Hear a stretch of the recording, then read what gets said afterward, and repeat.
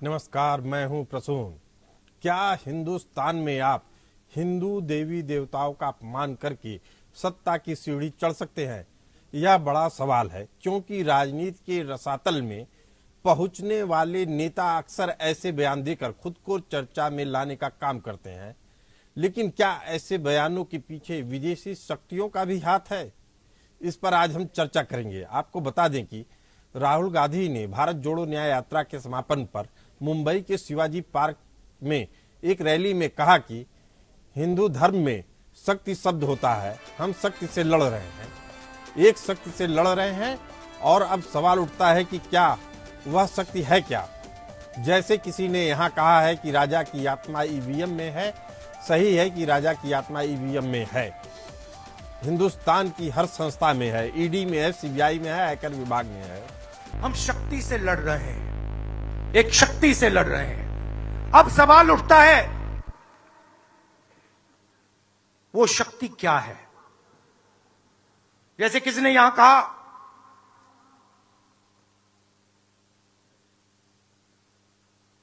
राजा की आत्मा ईवीएम में है। सही है, सही है। राजा की आत्मा ईवीएम में है, हिंदुस्तान की हर संस्था में है, ईडी में है, सीबीआई में है, इनकम टैक्स डिपार्टमेंट में है।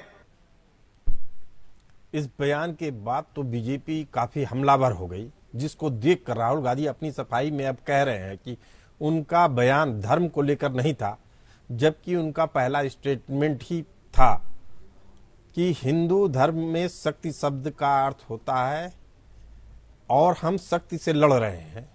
यानी हिंदू धर्म जब वो बोल रहे हैं तो बवाल तो होना ही था। सनातन पर यह बयानबाजी पहली नहीं थी। इससे पहले भी तमिलनाडु के मुख्यमंत्री एम.के. स्टालिन के बेटे और राज्य सरकार में मंत्री उदयनिधि स्टालिन ने कहा कि जिस तरह हम मच्छर, डेंगू, मलेरिया और कोरोना को खत्म करते हैं, उसी तरह सिर्फ सनातन धर्म का विरोध करना ही काफी नहीं है, इसे समाज से पूरी तरह खत्म कर देना चाहिए। जिसके बाद स्टालिन के ऊपर दिल्ली, उत्तर प्रदेश, महाराष्ट्र में एफआईआर दर्ज हो गई। लेकिन इस तुष्टीकरण की होड़ में फिर कांग्रेस अध्यक्ष मल्लिकार्जुन खड़गे के पुत्र और कर्नाटक सरकार में मंत्री प्रियांक खड़गे भी कूद पड़े और उन्होंने कहा कि कोई धर्म ऐसा नहीं है जो बराबरी की बात न करता हो, जो मानवता के सम्मान की बात न करता हो। मेरे ख्याल से वो बीमारी की ही तरीके से है।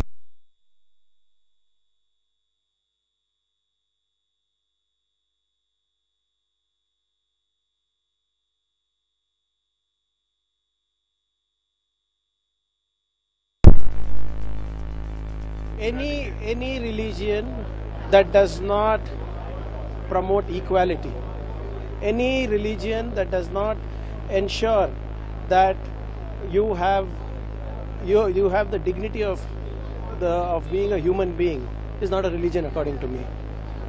Any religion which does not give you equal rights, does not treat you like humans, is not a religion. So it's as good as a disease. इससे पहले बीएसपी बीजेपी से होते हुए समाजवादी पार्टी में पहुंचे स्वामी प्रसाद मौर्य ने कहा था कि ब्राह्मणवाद की जड़ें बहुत गहरी हैं, सारी विषमता का कारण भी ब्राह्मणवाद ही है। हिंदू नाम का कोई धर्म है ही नहीं, हिंदू धर्म केवल धोखा है। हिंदू धर्म नहीं है, बल्कि एक धोखा है। और जिसे हम हिंदू धर्म कहते हैं, वो कुछ लोगों के लिए धंधा है। इन बयानों से नाराज होकर स्वामी प्रसाद मौर्य पर किसी ने जूता फेंका तो खुद समाजवादी पार्टी के एक बड़े नेता ने स्वामी प्रसाद मौर्य को मानसिक रूप से दिवालिया घोषित कर दिया। अब सवाल उठता है कि आखिर इन विवादित बयानों को कौन बढ़ावा दे रहा है? इस मुद्दे पर चर्चा करने के लिए हमारे साथ मौजूद है राकेश पोद्दार, प्रवक्ता बीजेपी, अशोक तिवारी, प्रवक्ता समाजवादी पार्टी, संजीव तारनाच, प्रवक्ता कांग्रेस और रोहित अग्रवाल है, प्रवक्ता आरएलडी।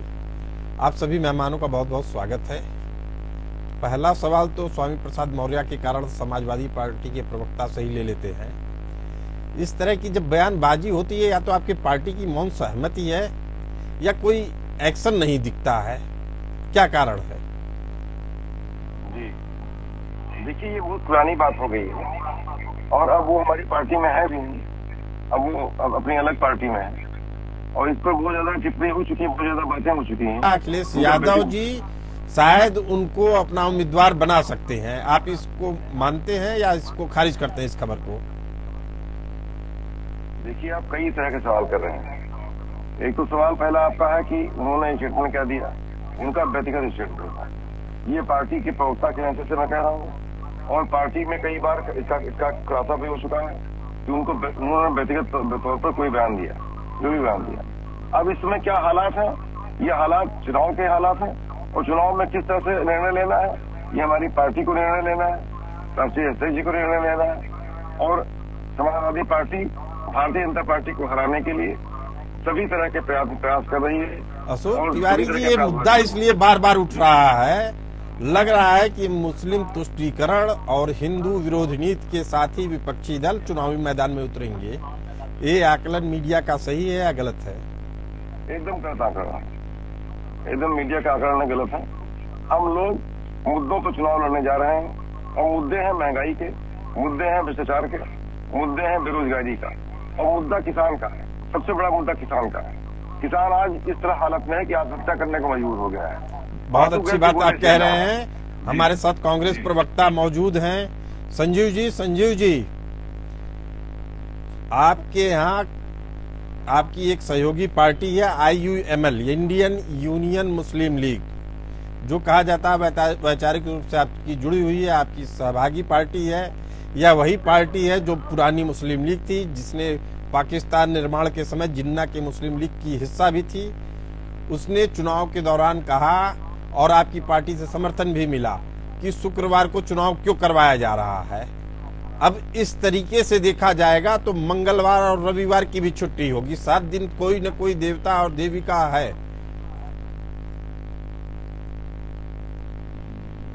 संजीव जी, आवाज आ रही है मेरी? पहले तो मैं आपकी बातों का जवाब दे दूं। देखिए, भारतीय जनता पार्टी का एक नैरेटिव है कि किसी भी तरीके से देश के अंदर हिंदू मुस्लिम कराया जाए, किसी तरीके से कोई भी बयान आ जाए उसको हिंदू से जोड़ करके देखा जाए। मैं आपको 10 ऐसे वाक्य गिना सकता हूं जब भारतीय जनता पार्टी के नेताओं ने दूसरे धर्मों के खिलाफ अपशब्द कहे हैं। तो आपने अपने धर्म के खिलाफ अपशब्द जारी करने की योजना बना ली। या तो मेरी बात नहीं सुनना चाहते हैं या आप मेरी बात आपके साथ दिक्कत क्या है? मैं आपकी पार्टी का पक्ष पूछता हूँ, आप बीजेपी का पक्ष बताते हैं, बीजेपी का नहीं पूछेंगे तो कांग्रेस का पक्ष बताएगा। हाँ, मैं आपको 10 ऐसे वाक्य गिना सकता हूँ जब भारतीय जनता पार्टी के नेताओं ने और भारतीय जनता पार्टी के कार्यकर्ताओं ने दूसरे धर्मों के एक पर्टिकुलर धर्म को टारगेट करते हुए क्या क्या किया है। मैं आपको बताता हूँ, भारतीय जनता पार्टी के समर्थन आप करते हैं या नहीं? आपकी सहयोगी पार्टी है या नहीं? मैं आपसे पूछ रहा हूँ। शुक्रवार को चुनाव हो रहा था और आपकी पार्टी ने विरोध किया, क्यों? क्योंकि IUML वही मुस्लिम लीग है जो आज आजादी के समय बंटवारे का। प्रवीण जी, कहाँ पार्टी ने उनका समर्थन किया, पहले तो आप मुझे ये बताइए। शुक्रवार के चुनाव में विरोध किया कि नहीं आधिकारिक तौर पे आपने? किसने? हमने कब विरोध किया आधिकारिक तौर पे? आप बताइए कब विरोध किया गया आधिकारिक तौर पे? कि कांग्रेस पार्टी ने खुल करके प्रेस कॉन्फ्रेंस करके कहा हो कि शुक्रवार को चुनाव नहीं होने। आप कह रहे हैं कि शुक्रवार को होना चाहिए। चुनाव की तारीखों का ऐलान कौन करता है? कांग्रेस पार्टी करती है या कौन सी पार्टी करती है? चुनाव आयोग ने कर दिया था, चुनाव की तारीखों का ऐलान करता है। कहाँ से विरोध आया मुझे बताइए ना, कहाँ विरोध आया? आपको एक चीज बताता हूँ, एक और अच्छी चीज सुन लीजिए। आपके ही पार्टी के है, कांग्रेस वर्ष 2014 में लोकसभा का चुनाव बुरी तरीके से हार गई थी। तब कांग्रेस के वरिष्ठ नेता AK एंटनी ने हार की समीक्षा की रिपोर्ट बनाई थी। ये भी मत पूछिएगा कि कहां से मिली, आपकी पार्टी के सामने रखा गया। उसमें हार के कारणों का सबसे बड़ा जो कारण बताया गया, उसमें बताया गया कि मुसलमानों के प्रति कांग्रेस की अति तुष्टीकरण की नीति पार्टी को हार के इस अंजाम तक पहुंचाई है। अब आप इस रिपोर्ट से भी मुकर जाइए। देखिए, पहली बात प्रवीण जी, मैं किसी रिपोर्ट से नहीं मुकर रहा हूँ, मैं सिर्फ अफवाहों से मुकरना चाहता हूँ, क्योंकि मैं टीवी पर बैठ करके अफवाहों का बाजार जो है वो गर्म नहीं करना चाहता। इसीलिए मैंने आपको बोला कि आप दिखाइए कहाँ है वो स्टेटमेंट। मानते हैं कि ये 2014 की बात है, आज हम 2024 के अंदर हैं, तो हम हम 2024 की बात करें, ना कि 2014 की बात करें या 2004 की। आपने कुछ सवाल पूछ लिए तो उसका जवाब देने के लिए कुछ तथ्य रखा है मैंने। चलिए, हमारे साथ मौजूद है इस समय रोहित अग्रवाल जी, प्रवक्ता RLD। आपके भी पार्टी नेताओं के एक से एक बयान आते हैं। ये क्या पार्टी की रणनीति है कि मुस्लिम तुष्टीकरण के जरिए मुस्लिमों का एक मुश्त वोट बटोर लिया जाए? बताइए, एक बयान बताइए हमारी पार्टी से जो विवादित हो। मैं आपसे पूछ रहा हूं कि आपके जितने सहयोगी हैं। आपने कहा कि आपकी पार्टी से विवादित बयान आते हैं। एक बयान, विवादित बयान मेरी पार्टी का बता दीजिए आप कि हमारी पार्टी ने धर्म के नाम पे कोई भी गलत बयान दिया हो आज तक। एक बयान अगर कोई हो तो आप मुझे बताइए। चलिए, मैं आपके बयान निकलवा के आपसे दोबारा बात करता हूं। हमारे साथ हैं बीजेपी प्रवक्ता राकेश पोद्दार जी। जब इस तरह की बयानबाजी होती है तो इससे देश का कितना बड़ा नुकसान होता है? देखिए प्रसून जी, मैं एक चीज बताना चाहता हूँ और कहना चाहता हूँ राहुल गांधी की मानसिकता से। वो भारत जोड़ो यात्रा या भारत न्याय यात्रा, तो भारत तो पहले जुड़ा हुआ था। भारत टूटा कब था तो भारत जोड़ने की बात कर रहे हो। 70 साल देश के अंदर राज किए, फिर भी कह रहे भारत जोड़ो या भारत तोड़ो की यात्रा कर रहे हैं। मैं उस बात को नहीं कहना चाहता हूँ। राहुल गांधी जी ने जिस शक्ति की बात कही, हमारी शक्ति जो मातृ शक्ति होती है, उस शक्ति में कहा जाता है कि या देवी सर्वेतु शक्ति रूपे नमो तस्ते नमो तस्ते नमो तस्ते नमो नमः। वही शक्ति की बात राहुल गांधी जी ने हमारी मातृ शक्ति पर आरोप लगाया।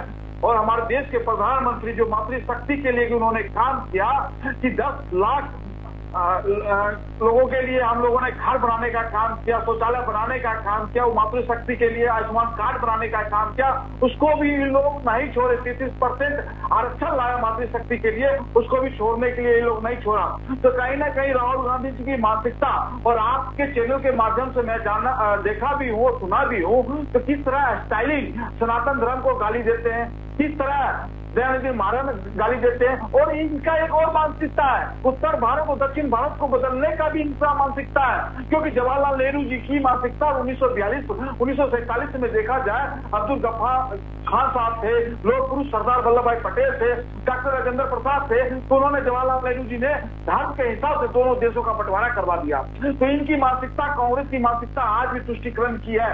आज हमारे देश के अंदर ये लोगों ने 60 साल राज किया तुष्टीकरण के नाम पे। लेकिन आरएलडी को जब आप अपना सहयोगी बनाते हैं राकेश जी, तो ये वही पार्टी है। जब उदयनिधि स्टालिन का बयान आया था तो जयंत जी ने बोला था कि हमने ठेका थोड़ी लिया है, कोई कुछ भी बोल दे हम उसका, जबकि उसकी सहयोगी पार्टी थे। ऐसे में फिर जब ये सत्ता हृदय परिवर्तन होता है तो गलत को सही, सही को गलत कैसे हो जाता है राकेश जी? मैं एक चीज बताना चाहता हूँ आपको कि जिससे हमारे जयंत चौधरी जी बोलते हैं, हमारी जो विचारधारा है, हमारी विचारधारा देश को आगे बढ़ाने की, सशक्तिकरण की विचारधारा है। तीसरी व्यवस्था, देश की तीसरी आर्थिक स्थिति कैसे बने, उसकी विचारधारा। जो भी व्यक्ति हमारे इस विचारधारा में काम करना चाहते हैं, 2047 का विश्व गुरु बनाने की जो हमारी क्षमता है, हमारे देश के प्रधानमंत्री कहते हैं, उस पर जो भी लोग आना चाहते हैं आ सकते हैं। आप उनकी मानसिकता पहले तुष्टीकरण में, मानसिकता को उजागर करने के लिए डिबेट हो रही है। हमारे साथ हैं रोहित अग्रवाल जी। रोहित जी, आपने सनातन धर्म पे जो टिप्पणी की थी, आपने खुद व्यक्तिगत तौर पे उसकी निंदा की थी, लेकिन आपको क्या लगता है, चुनावी, आपसे समझना चाहते हैं कि क्या चुनावी राजनीति में इसका कुछ फायदा होता है तुष्टीकरण की नीति अपना के, कि देश का नुकसान होता है? देखिए प्रसन्न जी, आपने बहुत अच्छी बात कही। उदयनिधि स्टालिन ने जब टिप्पणी की थी सनातन धर्म के ऊपर, तब राष्ट्रीय लोकदल ने उसकी निंदा की थी, और मैं ही वो व्यक्ति हूँ जिसने उसकी निंदा की थी। जब आपने अभी स्वामी प्रसाद मौर्य के लिए बताया अभी एक बयान कि उनको मानसिक बीमार बताया गया, वो भी मैं ही व्यक्ति हूँ जिसने उनको मानसिक तौर पे बीमार बताया था, जब उन्होंने सनातन धर्म के ऊपर निरंतर टिप्पणियां की थी और भगवत गीता को फाड़ने का काम किया, और निरंतर जब वो टिप्पणियां कर रहे थे। और उस समय हम इंडिया गठबंधन का हिस्सा थे। तो राष्ट्रीय लोकदल हमेशा से ये कहता रहा है कि धर्म की राजनीति हम नहीं करते, हम मुद्दों की राजनीति करते हैं, किसानों के हक की राजनीति करते हैं। ये आपको लगता नहीं है कि कोई एक बड़ी साजिश है जिसके कारण से ऐसे नेताओं को उभारा जाता है? वो एनजीओ सपोर्ट करती है, बाहर के लोग सपोर्ट करते हैं, गठबंधन से पैसा आता है, जॉर्ज सोरोस जैसे लोग एनजीओ की आड़ में इस तरह की चीजों को बढ़ावा देते हैं। नहीं, देखिए ऐसा है कि ऐसा नहीं है। देखिए मैं, चाहे वो स्वामी प्रसाद मौर्य हो, चाहे वो उदयनिधि स्टालिन हो, जैसा मैंने कहा कि जब मैं इंडिया गठबंधन में था तब भी मैंने विरोध किया था, और आज भी मैं ये चीज कहूंगा कि ये कोई विदेशी ताकतों से प्रेरित बयान नहीं थे इनको मीडिया में बने रहने के लिए कि मीडिया इनको छापे, मीडिया इनको वेटेज दे। उदयनिधि स्टालिन का नाम कोई जानता था इस बयान से पहले? ठीक है, तमिलनाडु के वो जानने का क्या मतलब है कि तमिलनाडु हो रही है। अब जिस उदयनिधि स्टालिन ने बोला, उनको मालूम ही नहीं है कि तमिल भाषा जो है भगवान शंकर ने अगस्त मुनि को सिखाई थी। ये अगस्त मुनि थे जिन्होंने तमिल संस्कृति और भाषा के प्रचार के साथ उत्तर और दक्षिण को जोड़ने का काम किया था। ऐसी स्थापित मान्यता है। अब इस मान्यता को भी नकार दिया जाए तो क्या कहा जाए इस बयानों को? कांग्रेस प्रवक्ता हमारे साथ मौजूद है। प्रसन्न भाई मुझे कंप्लीट कर लेने दीजिए। मैं यही कहना चाह रहा हूँ कि कुछ लोगों की मानसिकता ये होती है कि बदनाम हुए तो क्या हुआ, क्या नाम ना हुआ। तो शायद उसी में से कुछ ऐसे नेता हैं जो स्वामी प्रसाद मौर्य हो गए, उदयनिधि स्टालिन हो गए, या आजकल कांग्रेस के युवराज हो गए, जिनको ये समझ में आता है कि साहब अच्छा मीडिया हमें नहीं छाप रही है तो शायद उल जलूल बयान देने से हमको छापना शुरू कर दे। या मैं चर्चा में बना रहा हूँ, क्योंकि अब कांग्रेस के जो युवराज हैं वो तो गैर राजनीतिक यात्रा निकाल रहे हैं। भाई राजनीतिक यात्रा तो है, तो मीडिया क्यों दिखाएगी गैर राजनीतिक यात्रा को? भाई आप अपनी पार्टी को बढ़ाने के लिए निकाल रहे हैं तो आप निकालिए उसको। जनता के तो उसके अंदर मुद्दे हैं नहीं, इसीलिए वो उल जलूल बयान दे के, भगवानों का अपमान करके वो ये चाहते हैं कि कहीं ना कहीं हम पोलराइजेशन कर सके मुस्लिम वोटों का। सिर्फ लड़ाई यहाँ पे मुस्लिम वोटों की, पर मुस्लिम भी समझ चुका है कि ये लोग सिर्फ हमारा वोट लेना जानते हैं, और जब हमें हिस्सेदारी देने की बारी आती है तब ये पूरी तरीके से हमें नकार देते हैं और हमसे ये चाहते हैं कि हम दरी बिछाएं। संजीव जी, आपने सुन लिया रोहित अग्रवाल जी क्या कह रहे हैं? कह रहे हैं केवल चुनावी अंगणित है और इस बयानों का तथ्य से कोई लेना देना नहीं है। अपनी राजनीति चमकाने के लिए बदनाम होना भी स्वीकार है आप लोगों को। देखिए प्रसून जी, पहले तो मैं ये स्पष्ट कर दूं कि ये रोहित जी की अपनी बात हो सकती है और कांग्रेस पार्टी इन बातों से किसी बात से सहमत नहीं है। मैं बात दे दूं, पहले रोकाया राकेश पोद्दार जी की बात था कि राकेश पोद्दार जी ने कहा कि भारतीय जनता पार्टी ने लोगों के लिए ये काम किया। तो मैं कुछ आंकड़ों के साथ बात करना चाहता हूँ। पर कैपिटा इनकम से लेकर के पूरे वर्ल्ड के अंदर भारत की जो रैंकिंग है वो 128वें नंबर पे। उसके बाद अगर इंफ्रास्ट्रक्चर को लेकर के बात करें, इन्फ्लेशन को लेकर के बात करें, गवर्नमेंट एम्प्लॉइज को लेकर के बात करें, तो वो आंकड़ा बद से बदतर होता जा रहा है। समय की कमी है, हम लोग तुष्टीकरण पे ही बात कर लेते हैं। क्या मुस्लिम वोटों को लेने के लिए हिंदुओं को खराब शब्द बोलना जरूरी है? देखिए, किसने कहा? कांग्रेस पार्टी के किस नेता ने हिंदुओं को खराब शब्द का उपयोग किया? आप पहले तो मुझे ये थोड़ा सा आपको मैंने बता दिया। अगर राहुल गांधी जी के बयान को मान भी लिया जाए कि उनका वो मतलब नहीं था, तो उदयनिधि स्टालिन के बयान को मल्लिकार्जुन खड़गे जो कांग्रेस अध्यक्ष है उनके बेटे ने वीटो किया। अब आप बताइए कि ये बयान पे वीटो करने की क्या जरूरत थी? देखिए, आप पहले मेरी बात सुनिए। जिस दिन उदयनिधि स्टालिन का जो ये बयान आया था, उसी दिन कांग्रेस पार्टी ने प्रेस कॉन्फ्रेंस करके इस बयान की निंदा की थी और ये कहा था ऐसी निंदा की कि उनके बेटे को, खड़गे साहब के बेटे को कैबिनेट मंत्री बनाए रखा। देखिए, वो कैबिनेट मंत्री उनको बनाए रखा या नहीं बनाए रखा, वो पार्टी का अपना एक मसला है, सरकार की अपना मसला है कि सरकार कैबिनेट में किसको जगह देती है, किसको जगह नहीं देती। मेरे हिसाब से आप अगर देखेंगे और अगर आप पूरे तरीके से मामले को देखते हुए आ रहे होंगे तो कांग्रेस रोहित जी कुछ कह रहे हैं, रोहित जी को सुन लीजिए। बिल्कुल क्लियर है कि इन्होंने कोई प्रेस कॉन्फ्रेंस करके उस बयान की निंदा नहीं की थी। इन्होंने निरंतर उस बयान को हवा देने का काम किया था, डिफेंड करने का काम किया था। और इनके प्रवक्ताओं के साथ मैं खुद पैनल्स पे रहा हूं, कई पैनल्स पे रहा हूं, कई नेशनल टीवी पे रहा हूं, जिसके अंदर इनके प्रवक्ताओं ने उसको डिफेंड करने का काम किया था। और आज भी इनके प्रवक्ता उसको डिफेंड करने का काम करते हैं। यहाँ पे संजीव जी शायद व्यक्तिगत तौर पे कुछ भी कह सकते हैं कि वो कह रहे हैं, ये अच्छी बात है। संजीव जी अगर स्टैंड ले रहे हैं तो ये इनकी हिम्मत में कि मैं इनको दाद दूंगा। पर कांग्रेस के प्रवक्ताओं की स्थिति यही है कि उदयनिधि स्टालिन के बयान को आज भी डिफेंड करते हैं। समाजवादी पार्टी वाले आज भी स्वामी प्रसाद मौर्य के बयान को डिफेंड करते हैं। और कल तो अखिलेश जी ने कहा स्वामी प्रसाद मौर्य तो हमारे यहाँ ही है, उनको तो पता ही नहीं था कि स्वामी प्रसाद मौर्य उनके यहाँ से चले गए। और आपने जैसा कहा कि बिल्कुल सही बात है, स्वामी प्रसाद मौर्य का टिकट अनाउंस किसी भी समय समाजवादी पार्टी से हो सकता है। और अखिलेश जी तो इंतजार कर रहे हैं ब्रिजभूषण शरण सिंह को भाजपा कब टिकट काटे कि ताकि ये टिकट दे सके। अशोक तिवारी जी, ये है कि सारे विवादित लोगों को टिकट देने का। अशोक तिवारी जी देखिए, फिर वही बात आ गई। अब आप जवाब दे दीजिए। जी, किस बात का जवाब दे दें बताइए? अगर आपको उनके बयानों से किनारा ही काटना है तो उनको अपनी पार्टी में जगह देने की क्या आवश्यकता है, जबकि वो पार्टी छोड़ के जा चुके हैं। काफी बुरी बुरी बातें भी बोल के जाते वक्त बुरी बुरी बातें भी बोले, कहे कि हैसियत क्या थी समाजवादी की जो मुझे रखी थी, उसके पास तो देने के लिए कुछ था ही नहीं। देखिए अभी टिकट कोई डिक्लेयर नहीं हो गया है, नंबर 1, और डिक्लेयर भी हो जाएगा तो कोई बड़ी बात नहीं है। नंबर 2, मैं कहना चाहता हूँ किसी का व्यक्तिगत बयान उसका व्यक्तिगत बयान होता है, पार्टी का बयान हमारा है। पार्टी के महासचिव हैं, आप उपाध्यक्ष बना दीजिए, उसके बाद कह दीजिए उनका बयान निजी है। यही बात कह के उन्होंने पार्टी भी छोड़ी थी, अब फिर पार्टी में वापस ली जाएगी। उनके बयान कैसे निजी हो जाते हैं? वो खुद पूछ रहे थे यही सवाल आप लोगों से। यानी उनका मकसद साफ है कि आएंगे फिर इसी तरीके की बयानबाजी करेंगे। मैं बोलूँ आप ही बोलेंगे? जी आप ही बोल लीजिए। मैं बोलूँ मुझे 2 लाइन बोलने दीजिए पहले पूरी बात। जी मुझे बोलना ही नहीं दे रहे हैं आप। मैं कहना चाहता हूँ कि हमारी पार्टी ने, हमारे राष्ट्रीय अध्यक्ष जी ने स्पष्ट कह दिया है कि सभी धर्मों का हम आदर करते हैं। समाजवादी पार्टी सभी धर्मों का आदर करती है और सभी धर्म समान है हमारे लिए, और जो धर्म जिस रूप में है हम उस रूप में उसको मानते हैं, जो धर्म जिस भी रूप में है हम उसी रूप में उसको मानते हैं। और ये धर्म अगर यही सोच है तो पूरे देश की जनता इस तरह की सोच को सलाम करती है। इसी तरीके की सोच से आप लोग चुनाव लड़िए, सभी धर्मों का सम्मान करिए। हम भी यही चाहते हैं, देश की भी जनता यही चाहती है। बस कुछ एनजीओ के लिए गुमराह मत हो जाइए। आप सभी मेहमानों का चर्चा में जुड़े रहने के लिए बहुत बहुत धन्यवाद। हमें दीजिए इजाजत, चलते रहिए एपीएन न्यूज के साथ।